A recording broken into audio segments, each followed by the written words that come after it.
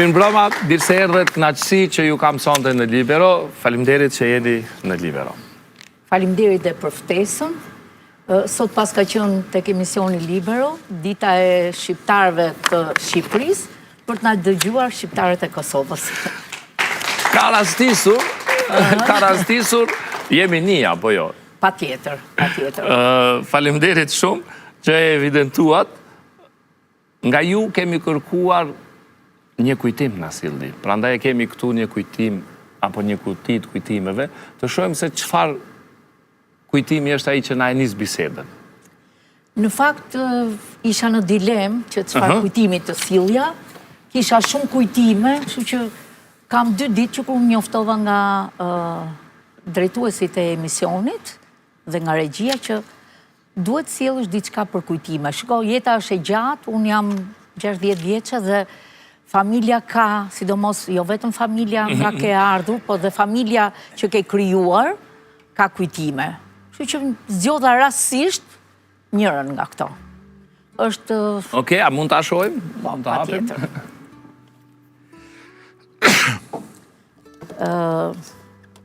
Unë po i bëj dhe të ditura dhe t'i shohin edhe qytetarët nëpërmjet kamerës. Ky është një kujtim i bukur që kam qenë përpara 11 vitesh në murin kinez, është një ndër 7 mrekullitë e botës. Djali im i dyti ishte pedagog i anglishtes atje dhe ne si familje shkuam të festonim vitin e ri europian, sepse viti i ri kinez është në shkurt. Kështu që shkuam atje 3 javë dhe përveç Forbidden City, muzeu i Mao Zedongit, liçeni që ngrinte, një ndër 7 mrekullitë e botës është edhe muri kinez. Kështu që nuk e kisha pritur një kujtim të tillë. Nga profili juaj nuk e kisha pritur, diçka shumë e veçantë. Puna më ka bërë, përderisa kam kaq vite në supe, puna më ka bërë që të shetis në shumë vende, të takoj shumë personalitete, po edhe popull të ndryshëm, duke dërguar aty pak kulturë shqiptare, por duke parë shumë kultura, sidomos nga popujt e vjetër. Shiko, populli shqiptar është një ndër popujt e më të vjetër të Europës, e kanë zbuluar në qytetin e Linit, disa austriak, kështu që një pjesë një pjesëtare e këtij popullit të vogël, pavarësisht se jemi i vogël në numër, shkoj tek një dinasti e vjetër. U mrekullove? Çfarë të mbetet në mendje nga ky mur kinez? Sepse gjithë kemi mësuar, po nuk është që kemi shkuar atje. Shiko, ishte kënaqësi njerë, janë këto si puna e besnikëve, është dhe shkruajtur me këtu, kështu që kush shkon tek muri kinez dhe ngjitet aq sa i jepet kjo certifikat, e cila është jo vetëm e certifikuar, por është edhe bakër, kështu që ruhet, ndofta dhe trashëgohet, ishte me fat. Unë ndofta nuk kam lind me këmish, jam më ngjarashi, po jam pjesë, insistoj shumë për t'i bërë gjërat dhe gjërat sikur më bëhen më me zor. Në fakt, atje kur e mora këtë, thanë që kush merr këtë lloj certifikat, ka dhe një fat. Kjo që unë nga pjesa përpara 11 vitesh e tutje, pra deri më sot dhe në të ardhmen, shpresoj që bëj më shumë gjëra që ja vlej. Ka pri fati? Po besoj se po. Po pse e meritove? Çfarë duhet bëje që ta merite? Unë gjita, aq sa kjo ishte në fakt me metra që të ngjitej deri në kë, ecëm gati 3500 metra, do të thotë 3 kilometra e gjysmë deri në çerekun e vendit, pastaj ecëm dhe të pjesën tjetër, kështu që kur arrita në pjesën e dytë e meritova. E dije që do ta marrësh? Jo, absolutisht. Jo. Shiko, kjo ishte një kurajo, unë në fakt, siç e thatë dhe ju, faleminderit, prejardhjen time, duke qenë se kam një prejardhje, është shumë e vështirë që të mbash një mbiemër të rëndësishëm, por nga kjo familje ndofta kam trashëguar guximin, jam shumë shpres marrës dhe shpres dhënëse, dhe shumë e ngulitur për të arritur një diçka. Pra unë nëse vendos një pikë për ta realizuar, i bëj zmet asaj pikës time. E ngjet edhe murin kinez? Po. Jo vetëm këtë, po ndofta dhe majën e Everestit. Okej. E meriton një duar trokitje. Çfarë kemi tjetër? Është e njëjta gjë? Kjo është jo, nuk është e njëjta gjë. Okej, një kujtim tjetër. Ky është një kujtim tjetër. Në vitin, si kundër e thatë ju, përveç gjërat e tjera që jam dhe një akademike në Universitetin Mesdhetar, kur u kryua një profesion i ri, pra dhoma kombëtare e ndërmjetësve, unë u zgjolla me votat e antarësisë kryetaria e asaj institucioni, që është një institucion i pavarur, është përzgjidhjen gjyqësore, përzgjidhjen e konflikteve jashtë gjyqësore nga persona të licencuar dhe të mirë trajnuar. Që kjo ishte nga ato fletpalosjet e para, sigurisht në një projekt me Komisionin Evropian dhe me ambasadën austriake me Adëm. Kështu që këto janë fletpalosjet që ne i përdorim për ndërgjegjësim, por unë i kam qef dhe i ruaj, sepse ne kemi bërë shumë të tjerë, po kjo është një ndër të parat. Një ndër të parat. Do të ndalemi tek ndërmjetësimi gjatë bisedës dhe do të flasim pastaj, por faleminderit shumë për këto kujtime të veçanta. Dua të shohim tani një fotografi që ka të bëjë me historinë, sepse tu e vumë tekstin fillim. Shiko, kjo është dhe një koincidencë, sot edhe baba im, Muharrem Ferri, i cili nuk jeton, që është nipi i kësaj dere, ka dhe ditëlindjen. Kështu që unë të falenderoj dhe për koincidencën sot, dhe ai do e kishte një ëndër, ndofta dhe atje ku është gëzuar, që unë, se atëherë kur ne jetonim në Durrës, ka qenë Kosova dhe Shqipëria e ndarë dhe ishte pa mundur që të lëviznim. Këtu po ta shikoni me kujdes, është një foto origjinale e lidhjes shqiptare të Prizrenit, ku në reshtin e parë janë të ulur pashallarët, si Ali Pash Gucia, Haxhi Zeka, Ymer Prizreni dhe shumë pashallarë të tjerë, ndërsa në reshtin e dytë, aty ku është kryesori Abdyl Bej Frashëri, që krijoi këtë bashkë me Ymer Prizrenin, është dhe stërgjyshim Jakub Ferri. Sigurisht ka krahas Sulejman Vokshin, për cilën jo vetëm që ishin miq, por u dhanë dhe u morën nga, sepse familjet e mëdha jipnin dhe merrnin dhe fëmijët e tyre për të trashëguar nga emri i madh. Kështu që kjo është pjesë nga 10 qershori 1878-ës dhe kisha dëshirë që ta sillja, sigurisht që gjithë jemi pjesë e kësaj historie, por për ta rikujtuar pse jo. Unë jam stërmbesa e Jakub Ferrit. Në fakt... Ne Jakub Ferrin e njohim shumë përmes këngës. Që është sot e kësaj dite ndër këngët më të preferuara kahtë shkon. Dhe më thonë, hit vazhdon t'jetë, i përjetshëm kështu. E kam bërë dhe në stilin modern, por edhe stilin tradicional. Në fakt...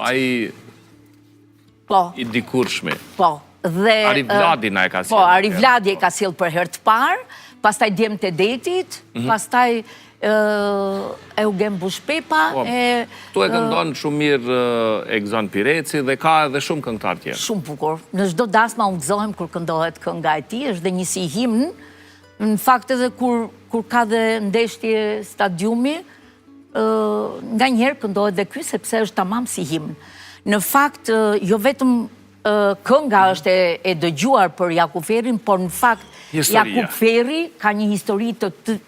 Pra përjardhja ime është nga Plava, pra të partë e mi janë nga Plava, dhe Jakub Ferri në fakt ka dhënë jetën pas Kongresit të Berlinit, kur po krijohej prandarja nga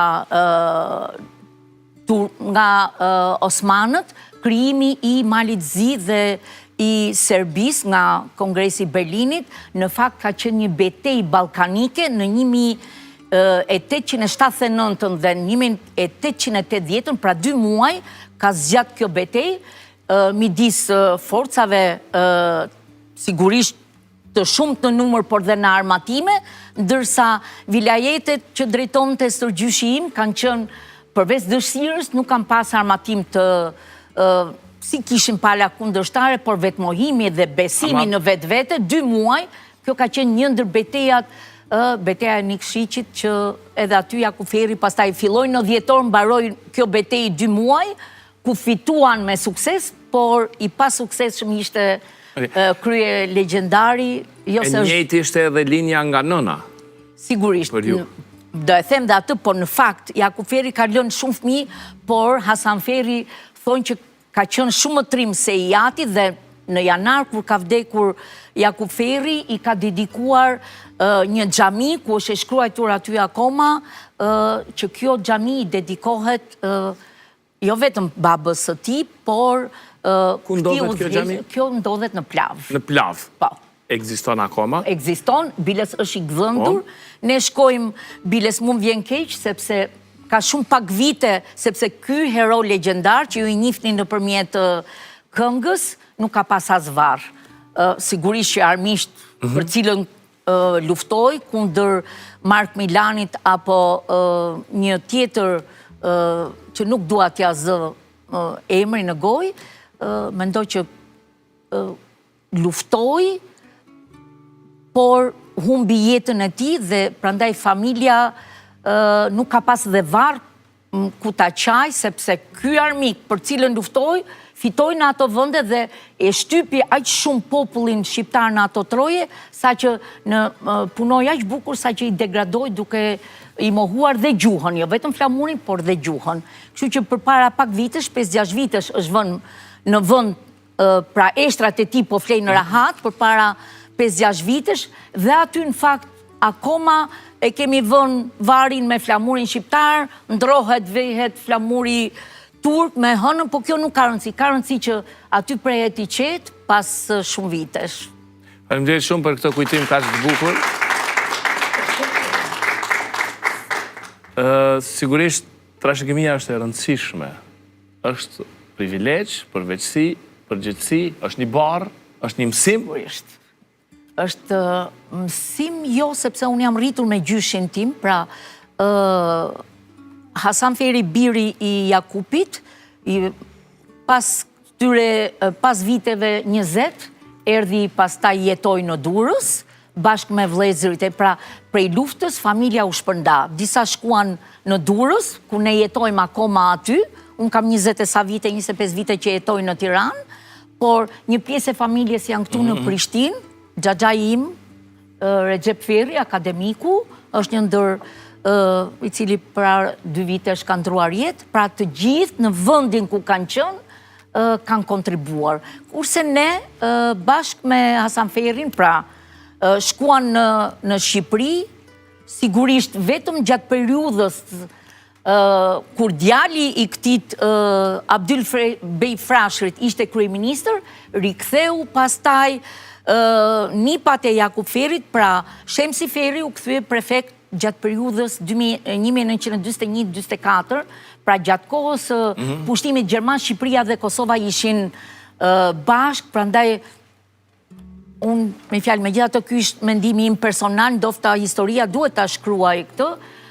Pastaj u krijuan po prap nëpërmjet Partisë Komuniste Jugoslave, u formua dhe Partia Komuniste Shqiptare me personalitete, pra në atë periudhë 41-44 ka qenë Shqipëria me gjithë Kosovën ka qenë bashkë. Dhe gjyshim Shaban Feri u emrua mësues dhe i mësoi gjithë Plavën shqip, Shemsi Feri që prefekt, një tjetër Riza Feri që prefekt në Peqin dhe në Dibër, dhe një tjetër nipi i Jakub Ferit që prefekt në Shkodër. Pra, familja dha kontribut gjithandej, ndërsa Hasan Feri pastaj, jo vetëm që ka dhënë shumë kontribut, në 1936 në largua pastaj për në Turqi, ku atje dhe ka vdekur. Në fakt, faleminderit shumë. Desha të bëj dhe një ndërhyrje, po, disa gjatë konferencave që kam mbajtur, disa gazetar francez më kanë sjell një gazetë 1911-ës, ku tregohet ilustracion, është gazeta, ku Hasan Feri bashkë me vëllezërit e tij në stacion të Shkupit, në stacion të trenit në Shkup, shkon për takuar Abdyl Hamidin, pra në Turqi, për gjithë përpjekjet që po bën populli shqiptar dhe keq trajtimet që i bëhet. Me fjalë, jo vetëm Jakub Feri, por edhe bitë e tij, po edhe Shaban Feri, me fjalë që mbaroi normalen e Elbasanit në Elbasan, pastaj hapi shkollat shqipe në shumë qytete, ka qenë mësues i shumë akademikëve, për shembull i Alex Budës, po edhe këtu i Recep Qosës, ka hap shkolla në Shkodër, në Tropoj, në Gjakov, në Plav, në Shqipërinë e Mesme e kështu me radhë. Faleminderit shumë për këto kujtime. Do të shohim tani një let tjetër me fotografi që janë nga aktualiteti dhe nga puna juaj. Po, në fakt, do filloj me fotografinë e parë, ndofta në këtë drejtim. Gjatë periudhës 2006-2014, unë kam punuar komisionere për migracionin dhe jo vetëm që kam qenë një ndër koordinatorët për gjithë Ballkanin për migracionin, por isha një ndër komisionerët që bashkë me zotin Antoni Guiterre, që sot është sekretari i përgjithshëm i OKB-s, që në atë kohë ka qenë komisioneri i refugjatëve për Europën, kështu që ka dhënë ndihmë sigurisht UNHCR-ja edhe për Kosovën gjatë luftës 1998-1999.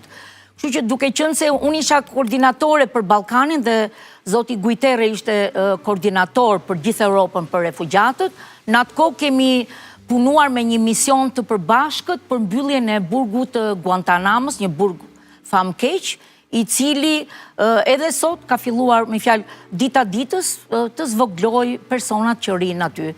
Kështu që unë e respektoj mikun ton, por zoti Guiterre pastaj në një mision më caktoi për në mision paqeje në Kore, për Korenë e Veriut dhe Korenë e Jugut. Në fakt, tu ishte mision impossible mission, pra një mision i pamundur, sepse nuk u arrit, po. Që një pritje madhështore, u prita bashkë me, ka qenë nga Kosova presidentja e Republikës, zonja Tifete Jajaga, jemi pritur me tapet të kuq, kemi marrë pjesë në shumë misione, po thash nuk u arrit ky mision, kështu që ka dhe dështime në jetë. Sigurisht. Faleminderit shumë. Kjo në fotografia e dytë? Fotografia e dytë është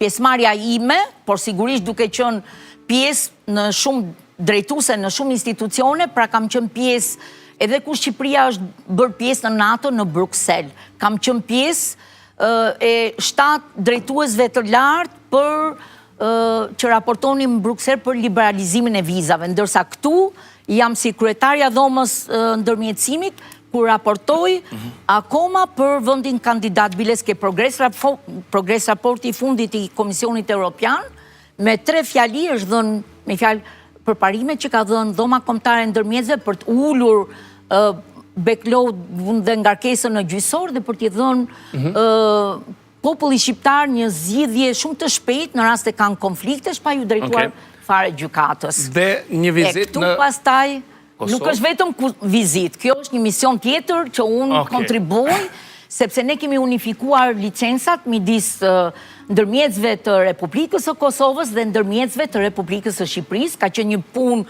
shumë e fortë, sigurisht kanë kontribuar edhe 2 ministrat të Kosovës dhe të Shqipërisë, por puna më e madhe ka qenë e jona, sepse duhet këtë marrëveshje ta ratifikonim dhe në Parlamentin e Republikës së Kosovës dhe në Parlamentin e Republikës së Shqipërisë, që nuk ishte një punë e lehtë, sepse duhet bindim deputetët për rëndësinë që kishte, sepse ne jo vetëm tham jemi një kombë, 2 shtete, po duhet kemi një kulturë, një licencë, unë jam për këtë pastaj, si duket kam atë. Ata që janë të licencuar në Kosovë, ose ata në Shqipëri, mund të patjetër. Punojnë? Mund të punojmë së bashku, biles të vit, nëpërmjet një projekti të AD-s.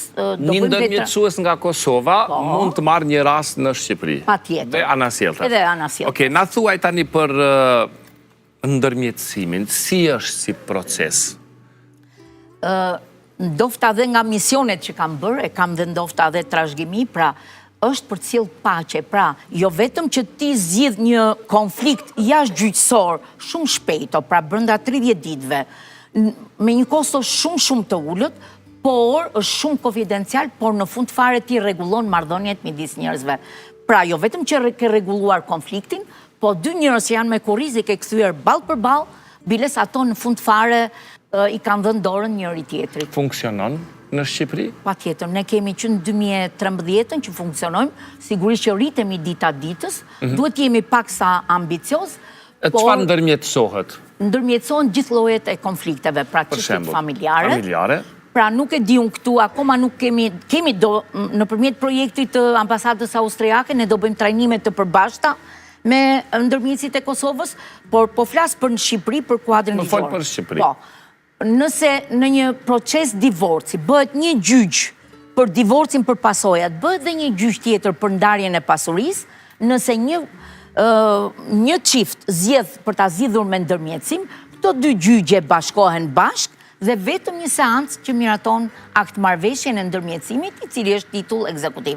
Do të thotë shikoni sa kursehet.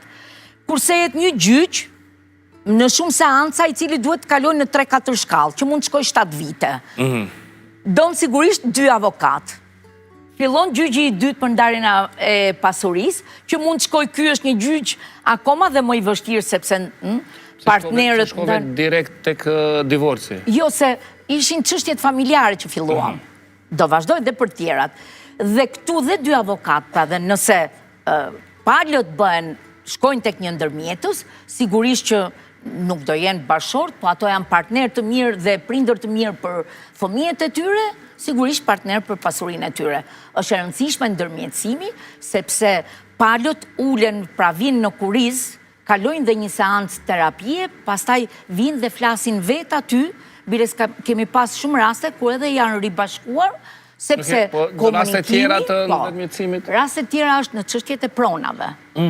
Nuk e di këtu në Kosovë, po në Shqipëri çështja e pronave është një çështje shumë sensitive, është shumë çështje e ditës, sepse ne përpara viteve 90-ta kemi qenë një shtet i konsoliduar, pra një shtet socialist, ku s'ka pas pronë private dhe gjitha po. Pas 90-tës u ridimensionuam dhe u shpërnda prona. Sigurisht që kam bivendosje, ka gabime njerëzore, po mund të ketë dhe abuzime, kështu që çështjet e pronave zgjidhen shumë shpejto me ndërmjetësim, brenda 1 deri në 30 ditëve. Po janë çështjet civile, sidomos biznesi, zgjidh çështjet shumë shpejto sepse është i interesuar që të zgjidhë këto brenda afatit shumë të shkurtër, duke nejt jashtë gjykatave, por të jenë dhe shumë konfidencial. Sigurisht kemi dhe arbitrazhin, që çështjet zgjidhen shumë më shpejt, po është dhe tek çështjet penale, kemi kodin edhe çështje penale ndërmjetësimi, për shembull? Për shembull, kemi tek neni 59 ka 11 raste të cilat zgjidhen me ndërmjetësim, ndërsa tek neni, sipas neni 289 të kodit penal, janë 13 raste që zgjidhen me ndërmjetësim. Pra në çështjet penale zgjidhen 24 raste, por kemi dhe zbatimin e kodit për të mitur, pra dhe të miturit, nëse gabojnë deri 21 vjeç, nuk dënohen, por shkojnë në ndërmjetësim. Po të citoj diçka, ke thënë që ndërmjetësimi për çiftet e ndara shmang dhunën dhe vrasjet. Patjetër. Shikon, nëse shqiptarët janë pak sa gjaknxet. Shikon, jemi pak të modern, po pak, sepse ne bijem pastaj. Pra nëse ulemi, po, nëse jemi të nxehtë me njëri tjetrin, pastaj kur vjen puna me tuajt, ne jemi shumë mikpritës, shumë pra ndryshojmë shumë kahjen, gjithsesi po e lëm këtë. Pra, nëse palët shkojnë në ndërmjetësim të çështjet familjare, komunikimi është një çelës i yni dhe i palët, dhe palët kthehen pastaj ballë për ballë dhe takohen, që nuk ka më dhunë, dhe ndofta ka ndodhur dhe tek ju dhe tek ne, që në disa raste ish bashkëshortët ka ndodhur dhe në plagosjen dhe në vrasje të ish bashkëshortëve tyre. Më vjen keq e them, por tani në qoftë se gjyqi nuk funksionon dhe nuk kanë shumë besim tek gjyqi shqiptarët, sa mund t'i besohet ndërmjetësuesve? Një ndërmision i dhomës tek strategjia, që jemi pjesë e 4 strategjive të Ministrisë Drejtësisë, është dhe rikthimi i besimit tek sistemi i drejtësisë.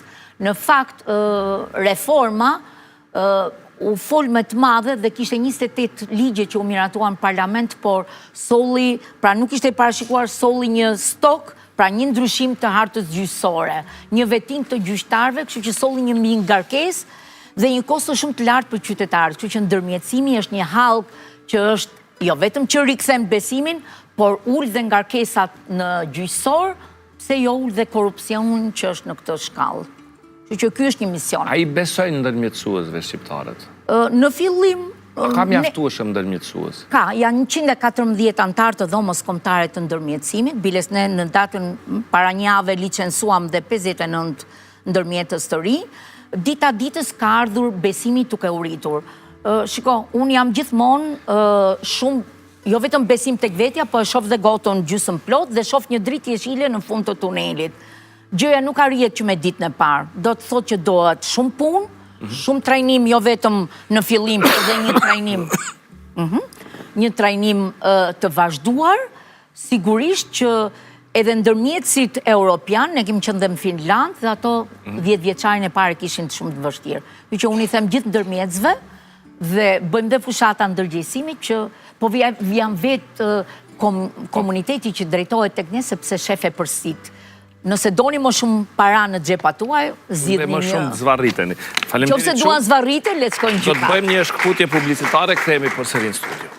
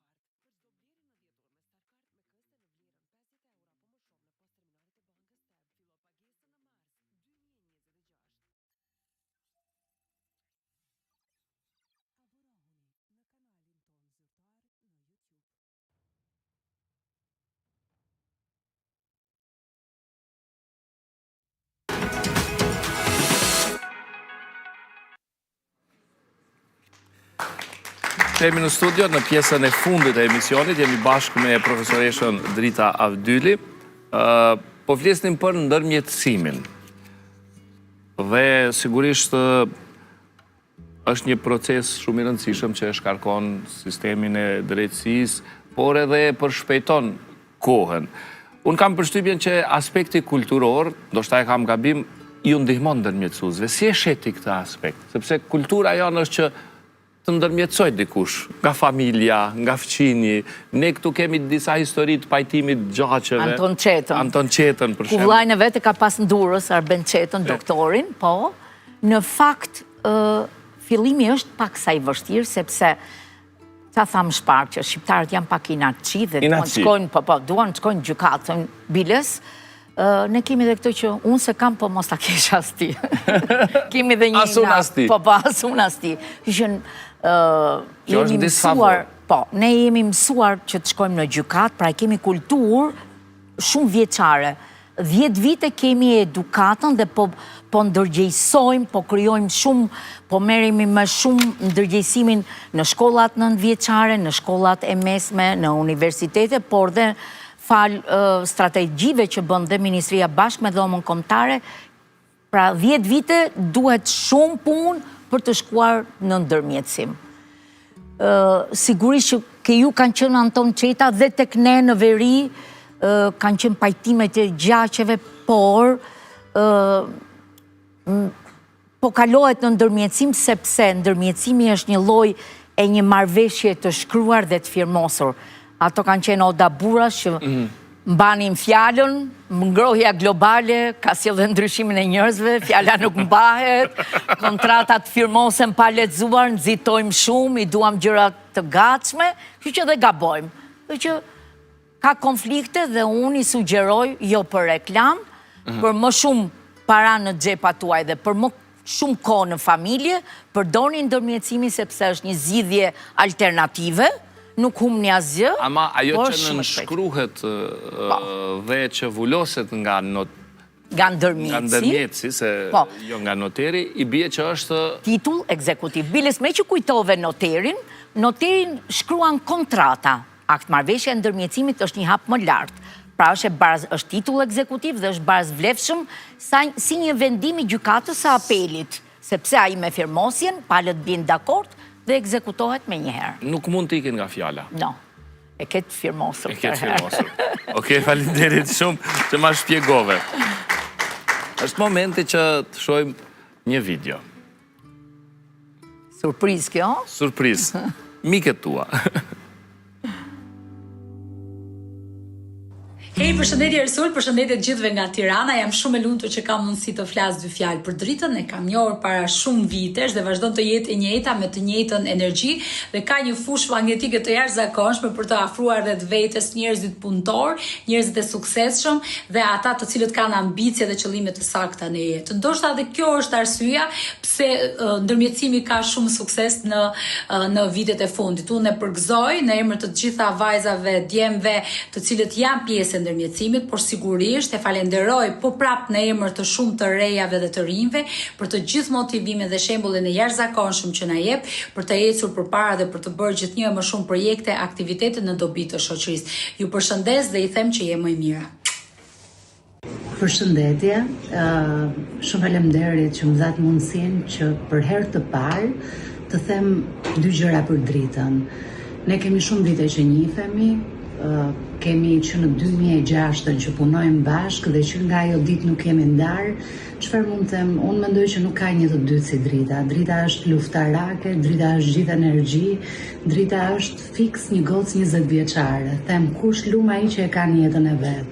Nuk ka, Dritën mund ta marrësh në orën 1 të mëngjesit, mund ta marrësh në 4 të mëngjesit, Drita do të gjendet aty me çfarë do lloj halli, problemi, apo edhe për të qetësuar kur ty të kapin nervat e mëdha. Unë e përshëndes shumë dhe ju uroj edhe 100 vite jetë dhe të ketë këtë energji të pashtershme që e ka karakterizuar gjithmonë. Drita, dua shumë. Kjo ishin surpriza në fakt. Dhe shqyqy që ne femra bëjmë pak make-up, se tash do isha skuqur dhe jam skuqur në vetë, se si jam mësuar që më lavdërojnë tjerët. 20 vjeqet, gocë 20 vjeqet. Shiko, thash, ndofta nga prejardhja, por ndofta dhe nga mosha dhe nga studimet që kam bërë, unë punoj shumë. Pra punoj nga ora 8:30 deri në orën në zyrë deri në orën 19:30, pastaj po prap vazhdoj. Flej shumë pak, sepse jam me mendimit që kur të vdes, gjithë jetën gjumë do bëj. Shumë e kanë atë mendim. Po, kështu që sa më shumë ta shfrytëzojmë ditën dhe mbledh rreth vetes njerëz punëtor. Njerëzit që nuk punojnë, unë i them rrini aty sepse unë dua njerëz që vrapojnë. Të gëzon fakti që ta evidentuan edhe kolegët këtë? Po, biles më bënde me emocione, nuk e prisja. Kështu që i falenderoj. Faleminderit shumë. Faleminderit për emocionet. Do ta shohim një let tjetër, fotografi. Këtu që ka... Kjo është skuadra ime. Skuadra. Po, tani përveç se vi nga kjo familje që u tha, unë dashurohem me Xhemal Abdyli, i cili ishte studenti i viteve 1981 në Kosovë, pra ishte student këtu në Prishtinë, dhe për shkak se mori pjesë të këto demonstrata, ai aratiset dhe vjen në Shqipëri në mars të 1982. Xhemali është nga Gjakova, nga Shishman. Po, nga Gjakova. Kështu që kjo është surpriza tjetër. Kështu që ne u njohëm në Durrës. Xhemali mbaroi këtu, vazhdonte për gjuhë letërsi. Në Shqipëri kur erdhi në 82-shin, vazhdoi Universitetin e Gjirokastrës, u detyrua të ndroj dekën, vazhdoi për histori gjeografi. U njohëm në Durrës, ku ai ishte mësues në shkollën e mesme të muzikës. Unë isha studente në atë kohë. Çfarë të tërhoqi ty dashurohesh në një kosovar? Po, fatit nuk i largohesh, e para. E para, fati. E dyta, një kushurira ime na prezantoi dhe ne vazhduam bashkë, pastaj ai fliste gjermanisht, ma prishi mendje, nuk e di. E pyesje për Kosovën? Pa tjetër, shiko, unë nga që biles, që t'ju them ndofta është pak për qeshur, sa herë takoheshim, më priste tek stacioni trenit, isha vit 3 studente atëherë, dhe ne pinim kafe përballë tek një kafe, ishte 15 në Durrës atëherë, pak femra futeshin për kafe në atë kohë, por unë kam qenë pak sa ndryshe, dhe ne të dy uleshim aty, pinim kafe, po them unë se ndofta aranxhat, apo femrat në atë kohë nuk pinin shumë kafe, sidomos lokale. Okej. Po, dhe kur bisedonim, ai gjithmonë më thoshte, shko ti e familjes Jakupit, më ka thënë baba kështu e do merë familje të mira ndaj këtij, po këtu ma thoshte sa herë uleshim, ishte si refren. Mu mi ishte bë një bezdi, sepse si Big Brother që ti, kudo që shkoja, je kësaj, je asaj, ti thosh, shiko, ti s'do martohesh me Jakuferin, po shif për që ke përballë. Kështu që me Xhemalin u njohtëm, u martuam dhe kemi... Para se të kalojmë tek fëmijët, akoma dua të mbaj pyetje për Kosovën. Fliste për Kosovën? Patjetër. Kishte mall? Ai mendoj që unë kam jetuar me gjyshin, Shaban Ferin, Ria, ne jemi 3 motra, unë jam e madhja, Drita, është Amba e dyta dhe Alketa e treta. Unë e madhja fleja me gjyshin, sigurisht gjithë historinë e familjes e kam shkruar vetë, dhe jo vetëm për Kosovën, jo vetëm për shqiptarët, kudo që ndodhen, dhe arbëreshët dhe ato që janë në Turqi, dija shumë histori. Kështu që Xhemali jo vetëm presor historie, por sidomos babi e kishte ëndër që unë, sepse në atë kohë ishte luks të mendoje për Kosovën, ju që të mendonit luks për Shqipërinë. Pra ishte një kufi shumë tragjik, do thuaj që ka ndarë dhe shumë familje. Kur erdhe për herë të parë në Kosovë? Ka marrë në 90, bashorti im ka ardhë Malit në 91-shin. Malit? Po, sepse nuk i duroj dot, ne kemi ardhë në 92-shin, dhe aty kemi marrë vizë, Gjoja, morëm vizë tek ambasada Jugoslave, Gjoja për të shkuar në Maqedoni, ishte e pandar Maqedonia akoma, dhe ky ambasadori aty shikon pasaportën e bashortit, i thot ati, me fjalë shiko, i thot serbisht, Vendlindja Gjakov, tha, do dhe viz, ky tha, që na u refuzu për herë të parë, po unë jam mësuar që mos tepem. Ka ecë mali, Po. Refuzos Dhe erdhëm në 92-shin, sigurisht erdhëm me 2 djemët, mendoj juve një emrat Berat, Vlora, neve ime emrin djali i madh dhe ka emrin Ereniku. Ereniku? Po, po, djali i dytë Dardani, që kemi thyen këllit, dhe djali i tretë Arbër. Arbër. Po. Kjo është skuadra ime. Kjo është shumë e bukur. Po, juve një emrat, që neve ime emra të tillë. Sigurisht, skuadra ime është shumë e fortë. Unë në gjdo votime fitoj se jam e vetmja. Veto. Veto, pra edhe... Edhe me ndërmjetësim, edhe me vot... Besoj pa ndërmjetësim fare se të katërt më duan aq shumë, sidomos bashorti, sepse themun pas një buri të mençur, qëndron një grua e zgjuar, ose e kundërta, pas një femre në karrierë, qëndron një burr i mençur. Që pa mbështetjen e të katërtve, unë nuk do isha kjo që jam. Në profesion, djemt? Djemt, Ereniku është avokat, Enkeleti Dardani është mësusi pedagogi anglishtes, ky që na çoi atëherë në Pekin, punon tek Instituti i Statistikës, ndërsa Arbri ka studiuar bachelorin në Vjenë dhe është kthyer, ka bërë masterin në Tiranë, ka qenë ndër studentët e ekselencës dhe tani ka një vit që ka filluar punë tek thesari i shtetit, kështu që jemi një skuadër e fortë. Mendoni tani që fëmijët e mi janë brezi i 5 me universitet tek familja ime, pra. Brezi i 5 me universitet, pra. Fëmijët e mi, unë, Xhemali, babai im që ka mbaru, ka qenë agronom, gjyshi im Shaban Feri që ka mbaru normalen e Elbasanit, Hasan Feri që studuar në Turqi. Ndërsa nga babai ka studuar, gjyshi nga nëna ka studuar në Vjenë. Faleminderit shumë. Kemi edhe një surprizë të vogël me këtë rast, edhe një video të shkurtër.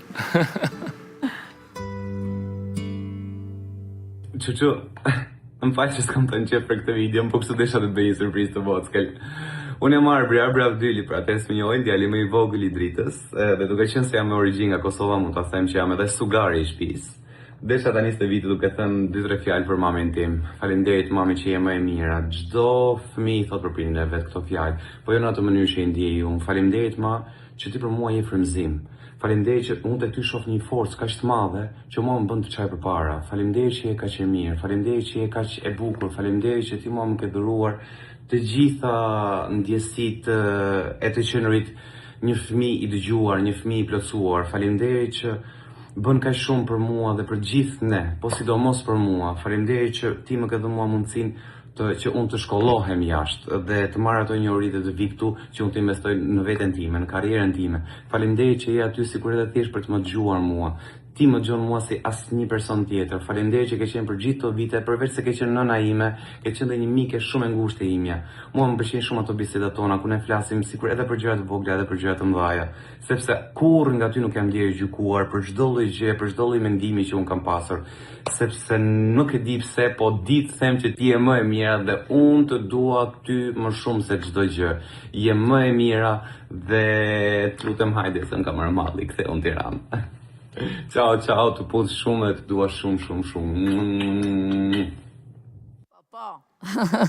Shiko, nuk kam amat. Faleminderit shumë, Arbër. Faleminderit shumë për këtë video kaq simpatike dhe këto fjalë kaq të ëmbla për nënën. Shiko, të gjithë djemt dhe vajzat kështu flasin, pra nuk ka nën dhe baba që mos bëhet, por unë jo vetëm për fëmijët e mi jam një shoqe, pastaj jam një mama, por dhe për studentët në Universitetin Mesdhetar nuk jam një pedagoge, por jam një mentore e tyre, pasi gjithë kemi qenë të ri dhe mund të gabojmë, por i mësoj ato që po nuk gabove, po nuk dite të ngrihesh, atëherë nuk e asnjëherë sukses në jetë. Kështu që faleminderit. Faleminderit shumë. Faleminderit që ishe sonte me ne dhe për gjithçka që biseduam. Kënaqësi. Faleminderit dhe për zonjat që na dëgjuan dhe për gjithë shqiptarët e Kosovës që më kanë dëgjuar.